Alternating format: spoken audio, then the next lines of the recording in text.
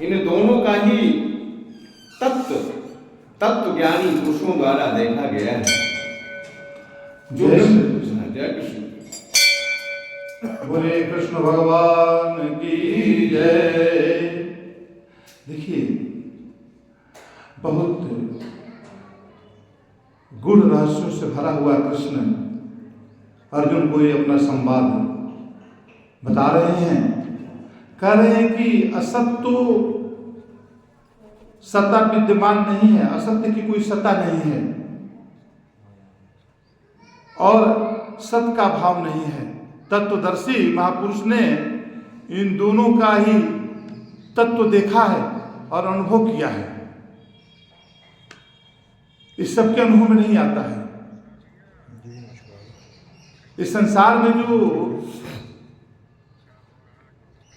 सत्य दिखाई दे रहा है, जिसको हम सत्य समझते हैं, यह सत्य है। जो हमारे नजरों के सामने हम जिस चीज को देख रहे हैं, ये प्राकृतिक चीज है।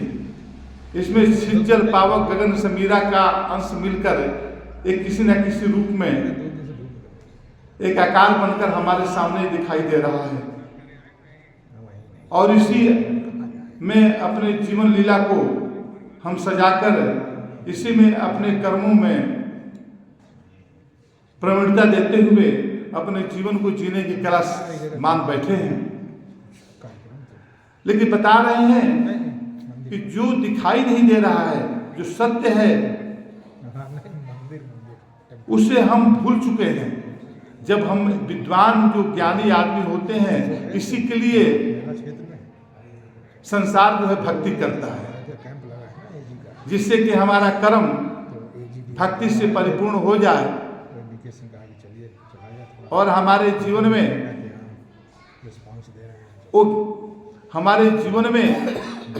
वो परम तत्व का ज्ञान का उदय हो जाए और जिसके माध्यम से हमें निर्णय करने की शक्ति प्राप्त हो जाए कि सत्य क्या है, असत्य क्या है।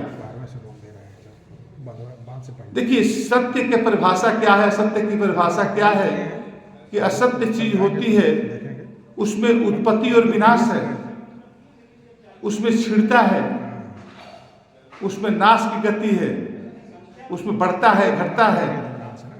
तो ये चीज हम देख रहे हैं, जो आज हमें ये सत्य नजर आ रही है, ये तो एक ना एक दिन परिवर्तित हो रहा है, एक ना एक दिन नष्ट हो रहा है। तो हम इसे सत्य कैसे कह सकते हैं? सत्य तो वो है जो एक समान रहे, जिसमें परमानंद की प्राप्ति हो, जो सत्य शिव सुंदर से युक्त हो, जिसमें अमरता हो, अखंडता हो, जो काल से बंधा हुआ ना हो।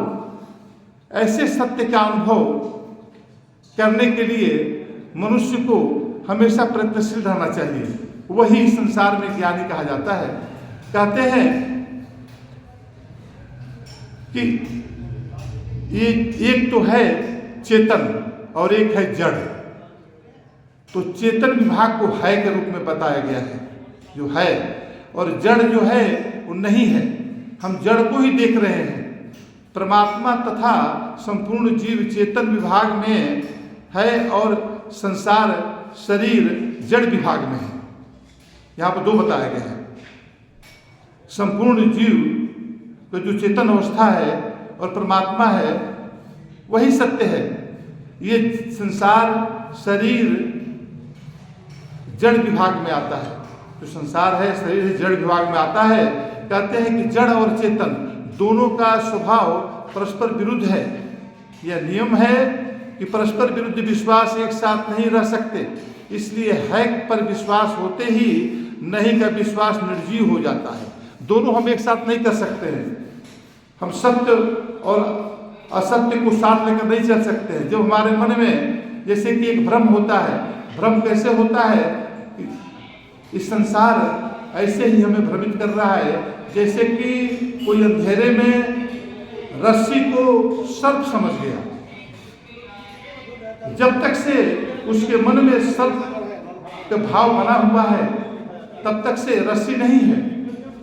और जब तक से रस्सी का भाव बन जाता है, जब जब उसे ज्ञात हो जाता है कि ये सर्प नहीं है, रस्सी है, तो सर्प का भ्रम खत्म हो जाता है। उसी तरह से संसार जो है एक रस्सी में सर्प जैसे भासता है, उसी तरह से ये संसार इस ब्रह्म में भास रहा है। हमारे मन में जो ये भासने की क्रिया है, जो कि संसार को हम सत्य समझ रहे हैं, जैसे कि कोई अंधेरे में कोई रस्सी को सर्प समझ के सत्य समझ जाता है, तो सर्प के सोचने में जो उसकी भाव बनता है, एक जिंदा सर्प को देखकर जो भाव बनता है मन में, वो सब प्रतिक्रिया उसके अंदर होने लगती है। सांप को देखते ही लगता है कि सांप है, तो उसके मन में व्याकुलता आ जाएगी, डर आ जाएगा, उसके अंदर जो है इस तरह की बातें आने लगती है। लेकिन जैसे ही उसके ऊपर प्रकाश पड़ा और रस्सी का ज्ञान हुआ, तो उसको सर्प का भ्रम खत्म होते ही वो टूट जाता है, खत्म हो जाता है। फिर उसके पास उसको रस्सी उठा के दे दो, कोई डरता नहीं है, कोई डर भय को खत्म हो जाता है उसी समय। उसी तरह से संसार और ब्रह्म, ये दोनों में परमात्मा ने इस सत्य रूप में माया को बना दिया। माया सत्य नजर आती है, लेकिन ये उसी तरह से जैसे कि रस्सी में सर्प सत्य नजर आता है। लेकिन जैसे ही ज्ञानी को पता चलता है सदगुरु के माध्यम से कि ये संसार जो है उस सर्प की तरह है, जो रस्सी में दिखा रहा था, भान कर रहा था, लेकिन वास्तव में तो रस्सी था, वास्तव में ये परमात्मा है। तो ये परमात्मा का भ्रम जब आ जाता है, परमात्मा के ज्ञान बोध होने पर इस सर्प का भ्रम खत्म हो जाता है। वहीं पे ये बात बता रहे हैं कि है का विश्वास सजीव हो जाता है। कहते हैं कि इसलिए है पर विश्वास होते ही नहीं का विश्वास निर्जीव हो जाता है। नहीं का विश्वास निर्जीव हो जाता है, और नहीं से विश्वास उठते ही है का विश्वास सजीव हो जाता है। नहीं से विश्वास जब हट जाता है, यानी कि सर्प रूपी नहीं से विश्वास जब हट जाता है, तो रस्सी रूपी है का विश्वास उसके अंदर आ जाता है। सच्चा साधक एक है, सत्य तत्व के सिवा अन्य असत्य की सत्ता स्वीकार नहीं करता। जो साधक होता है, जो सच्चा ज्ञानी होता है, तो अन्य की सत्ता स्वीकार न करने पर साधक को स्वतः है की स्मृति जागृत हो जाती है। सदगुरु क्या करता है? सदगुरु हमारे मन के अंदर जो पर्दा पड़ा है, घूंघट के पट खोल रहे तो है पिया मिलेंगे, तो ये पट को खोल देता है सदगुरु। जो इस संसार की जो सत्यता का बोध हमारे मन के अंदर छाया हुआ रहता है अज्ञानता के कारण, उसे सदगुरु मिटा देता है, उसके आगे वो दिखा देता है। ब्रह्म और माया में से जैसे कि एक हंस जो है दूध में मिला हुआ पानी में मिला हुआ दूध को जिस तरह से अलग कर देता है तो पता चल जाता है, उसी तरह से सदगुरु रूपी हंस जो है इस संसार में ब्रह्म से माया को अलग करके ब्रह्म को आगे खड़ा कर देता है। तो है की स्मृति जागृत हो जाती है, और है की स्मृति से साधक के साध्य के साथ अभिन्नता हो जाती है, उससे लगाव हो जाता है, भिन्नता नहीं रह जाती। आत्मा का परमात्मा में भेदन हो जाता है। कोई मनुष्य नहीं